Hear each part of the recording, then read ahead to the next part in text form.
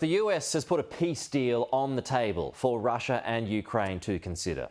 So we'll break it down for you here. This is what Russia would get: formal recognition of Ukraine's Crimea Peninsula, so it would be Russian territory.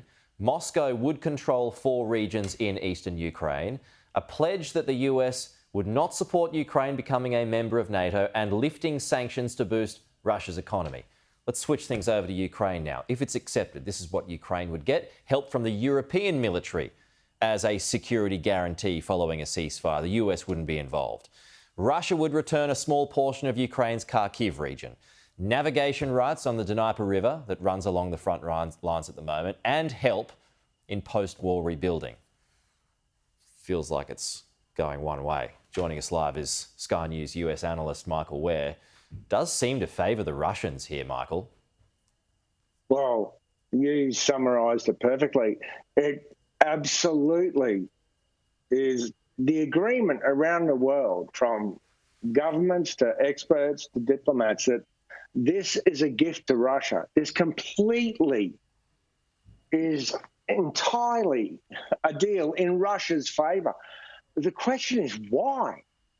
Okay, yeah, President Trump has made it very clear. He constantly wants to punt the ball on security to Europe, and that's at the base of this deal.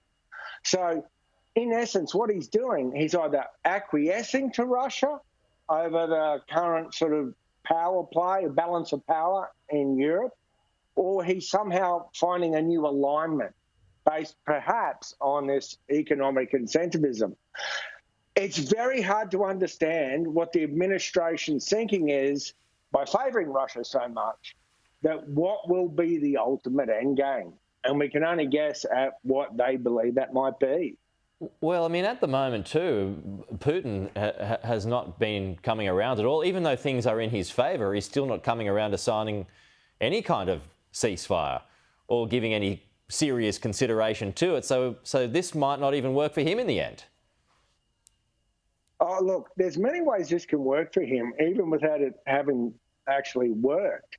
First of all, you don't want to play poker against Vladimir Putin. He plays his cards very close to his chest, and he plays them very carefully. He wins every time. Just the offer of a deal and the imposition, arbitrary or not, of this sort of Trumpian deadline of say yes now or we walk away.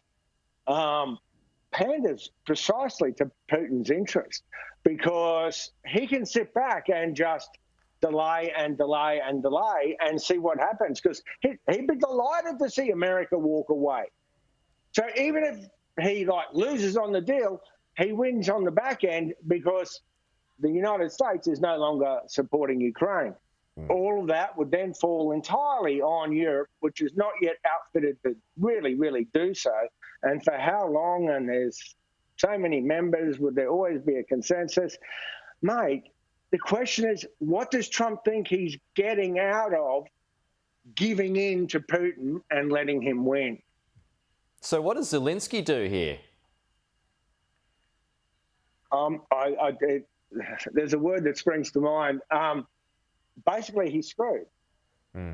Obviously, he needs to further and more deeply enhance his relationship with Europe, which has been his primary focus almost since before Trump got in, let alone since Trump got in, because he knows that if he's going to be left with anyone, it's going to be Europe.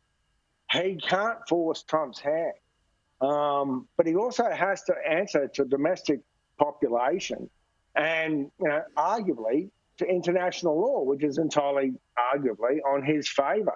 So it speaks to our commitment to the international rules-based order.